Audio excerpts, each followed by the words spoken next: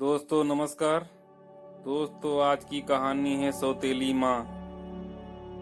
राखी और विनय अपनी खुशहाल जिंदगी जी रहे थे। उनकी एक बेटी भी थी जिसका नाम काव्या था। वो 9 साल की थी। विनय को काम की वजह से परिवार के साथ समय बिताने को नहीं मिलता था, परंतु राखी को विनय से कोई शिकायत नहीं थी, क्योंकि वो जानती थी कि विनय कितनी मेहनत करते हैं और वो ये सब अपने परिवार के लिए ही तो कर रहे हैं। राखी बहुत समझदार थी। वो विनय और काव्या का बहुत ध्यान रखती थी। वो घर और बाहर का सब काम खुद ही संभाल लेती थी। बिजली के बिल से लेकर काव्या के स्कूल की फीस तक सारा काम राखी ही संभालती थी। लेकिन होनी को कौन टाल सकता है। एक दिन जब राखी स्कूल से फीस जमा करके वापस लौट रही थी तो एक गाड़ी से टकरा जाती है। कुछ लोग राखी को अस्पताल ले जाते हैं, लेकिन ज्यादा खून बह जाने से राखी को डॉक्टर बचा नहीं पाते हैं। अब विनय पर तो जैसे दुखों का पहाड़ टूट पड़ा हो। वो अपने आप को संभाल ही नहीं पाता है। उसकी हालत पागल जैसी हो जाती है। वह यह मानने को तैयार नहीं होता है कि अब राखी उसे छोड़कर चली गई। काव्या जब स्कूल से लौटती है तो माँ माँ कह के पुकारती है, पर अब क्या, अब माँ तो उसे छोड़कर चली गई थी। उस मासूम की आंखें माँ को ही ढूंढ रही थी, लेकिन उसे माँ कहीं नजर नहीं आ रही थी। घर में इतनी भीड़ देखकर काव्या घबरा जाती है। अपने पापा को यूं रोते देख उनसे पूछती है, माँ कहाँ है? माँ को क्या हुआ है? बोलो पापा, माँ कहाँ है? विनय के पास उस मासूम के सवालों का कोई जवाब नहीं होता है। तभी काव्या की नजर घर में सफेद चादर में लिपटी उसकी माँ की लाश पर पड़ती है। काव्या तुरंत राखी के शरीर से लिपट जाती है और जोर जोर से रोने लगती है। माँ माँ उठो ना, माँ उठो, अब मैं कभी शरारत नहीं करूंगी, खाना भी सही टाइम पर खाऊंगी, तुम उठो ना। काव्या की ये हालत विनय से देखी नहीं जाती। वो काव्या को अपने सीने से लगा लेता है और दोनों जोर जोर से रोने लगते हैं। कुछ लोगों ने दोनों को सांत्वना दी और विनय को समझाया कि अब राखी के अंतिम संस्कार का समय हो गया है।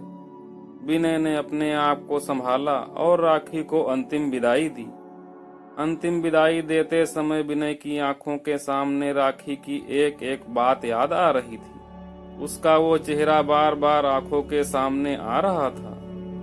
अंतिम संस्कार करके जब विनय घर लौटा तो मानो घर खाने को दौड़ रहा था। बार बार राखी की यादें सता रही थी। तभी एक रिश्तेदार ने विनय को समझाया कि वो अपनी भावनाओं को काबू में करे, क्योंकि अब उस पर काव्या की जिम्मेदारी भी आ गई है। विनय उनकी बात को समझ जाता है और काव्या की देखभाल में लग जाता है।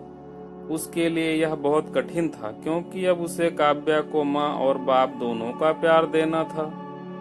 विनय काव्या की अच्छे से देखभाल करता है, उसे खिलाता पिलाता और स्कूल भेजता, उसके सारे काम करता। इस तरह कई महीने गुजर गए। अब विनय के ऑफिस से भी फोन आने लगते हैं। विनय को समझ नहीं आता कि आखिर काव्या की देखभाल कौन करेगा। तभी विनय के एक रिश्तेदार का फोन आता है और वो विनय को रीना के बारे में बताती है। रीना एक सामान्य परिवार से है। शादी के 7 साल बाद भी जब उसे कोई संतान नहीं हुई तो उसके पति ने उसे तलाक दे दिया। अब वो अपने भाई भाभी के साथ रहती है, पर वहाँ भी उसे अपनी भाभी के ताने सुनने पड़ते हैं। उसे भी एक सहारे की जरूरत है और उधर विनय को भी काव्या की देखभाल के लिए किसी की जरूरत थी। विनय रीना से मिलता है और अपने और काव्या के बारे में बताता है। विनय कहता है कि वो राखी को कभी नहीं भूल सकता और ना ही उसकी जगह किसी और को दे सकता है। वो ये शादी सिर्फ अपनी बेटी काव्या के लिए कर रहा है। रीना भी बच्चे के प्यार को तरस गई थी।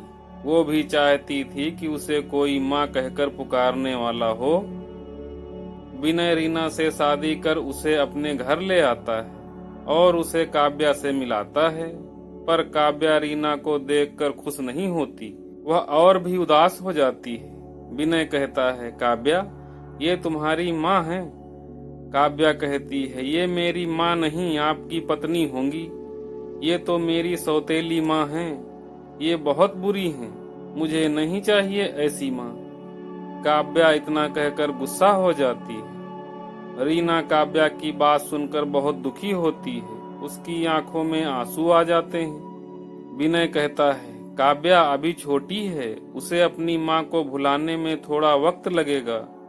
मैं बस इतना चाहता हूँ कि तुम उसकी बात का बुरा नहीं मानोगी और सब भुलाकर एक अच्छी माँ की तरह काव्या की देखभाल करोगी।